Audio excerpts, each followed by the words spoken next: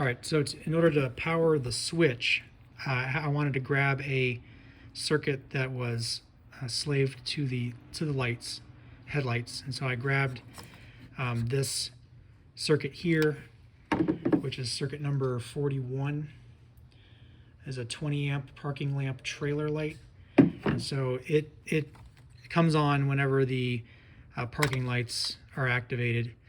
And it's got a lot of current capability, but I'm only using it. This is just the signal positive to go through the switch and back to the relay to actuate the relay. It's not the power that's going to actually provide power to the fog lights.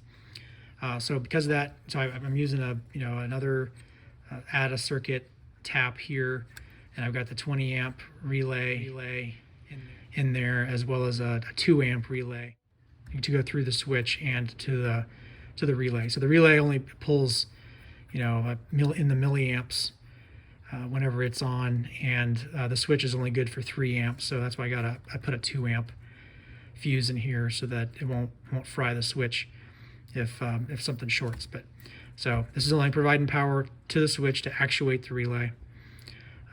The power side of the relay that actually provides power to the fog lamps is going to come from over here on the side here. If you pop this little cover open, this is a positive 12-volt source here that you can clamp, add lugs to on this side of the car. On the other side of the truck has lugs on the top of the battery, but since I'm going to put all the relay circuits here, that's where I'm going to get power off of that to actually power the lights. And so we're not talking about a ton of power anyway, even for these lamps, but that's where that's going to come from. And then it'll go through a fuse holder, and then through the relay and out to the wiring to the fog lights. Okay, so for getting the wiring harness from inside the vehicle to outside the vehicle, this large grommet here, rubber grommet, that goes through the firewall and has the main harness coming through, has a little nub on it here that's for auxiliary wiring.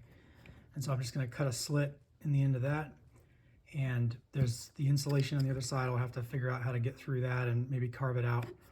But that's how we're going to get from the inside to the outside with the harness. So I'll go ahead and get that cut and start to run the wire through.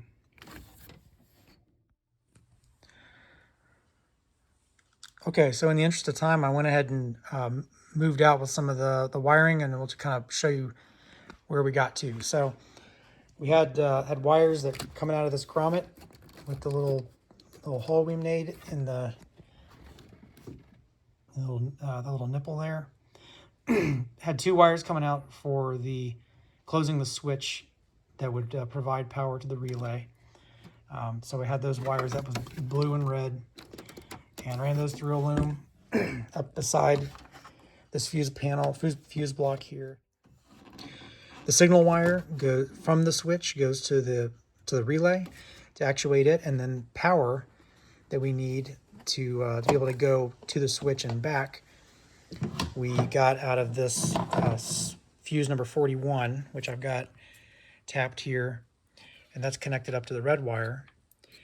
So that's got to exit this this fuse block. So I had to made a little notch in the top and in the bottom to allow that to go, and then that runs back to the switch. So that closes the circuit to be on the switch side, and then we have to ground that. So coming off the relay, had a wire that black wire goes to ground, runs back through the loom up underneath this wiring here, and comes out to a good body ground there that I've got that terminated.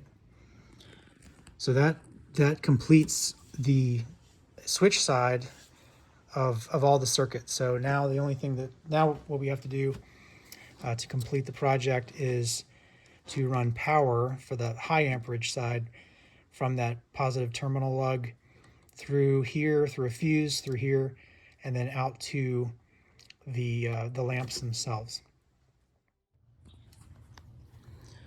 Okay, now I've started to add in some of the power supply for the fog lights to the relay. So as I talked about, there's a positive lug here that I've tapped off with a ring terminal, and there's a little cover. Snap that back on, and then I'll go through an inline fuse holder that I've got empty right now because I'm still got some work to do.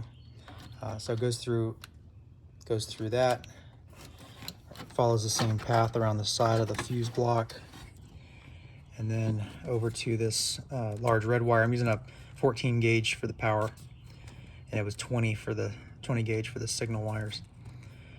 So I've got that going into the bottom side of the relay. So then the last one to do is the power out to the actual lamps, which we'll do in the next part when we cover the lamp side wiring. Underneath the instrument panel on the driver's side, there's a black box that has 3 clips on it. It's a underhood wire harness center, and that cover comes off. You're gonna have to finagle it off, and that exposes this block here, which is a pass-through for a number of different harnesses. But there is an X7 upfitter harness connection, which is the lower left one that's unpopulated. And there's a couple of plugs in there. You can buy the plug with pigtails online. There's a couple of people that fabricate that if you want the OEM connector with the blue latch and everything. For what I need it for right now, I'm just using it as a ground. So I'm going to grab pin 10 off of that connector, and I'm just going to put a spade connector on it, and be able to ground out the switch there for the lights, for the switch light. So once I'll get that terminated and put on, and we'll come back and take a look. There's a couple of fused battery positive terminals in there. I think there's an accessory one as well. So if you need some basic, hookups for radios or anything that you want to kind of put on the inside, you don't have to necessarily run wires out to the battery or tap into any other harnesses or fuse blocks, because there's terminals there available both for for accessory and run, and I think there's a constant 12 volt. Okay, so the X7 connector that we just took a look at, here's the pinouts for it. So pin 10 is ground, and so that's what we're going to use to attach our ground. Okay, so you can see I've got the ground wire from the switch terminated to pin 10. I just used a small spade connector with a little heat shrink over it so it doesn't short out against anything if it moves, but that should get us a good ground. Also, we've got our instrument panel wiring, the added circuit tap added in here with a 2 amp fuse, so that's installed. And I've got the wire coming from the switch terminated to it, so we just tuck that out of the way. And we are done in the side here. Okay, so to demo how this works,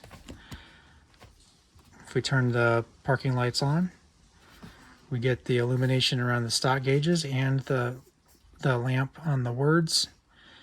And then if we push the switch, then we get the other lamp that shows that the fog lights are on. And then since they are slaved to the headlights, even if I leave the switch in the on position, whenever the headlights turn off, the lamp turns off regardless of what position it's in. So that way I can leave it on all the time, and it'll only really come on when the headlights turn on. And I can tell whether they're on or off by whether that light is illuminated. And then once they've been off for a bit and they dim out, then everything's dark.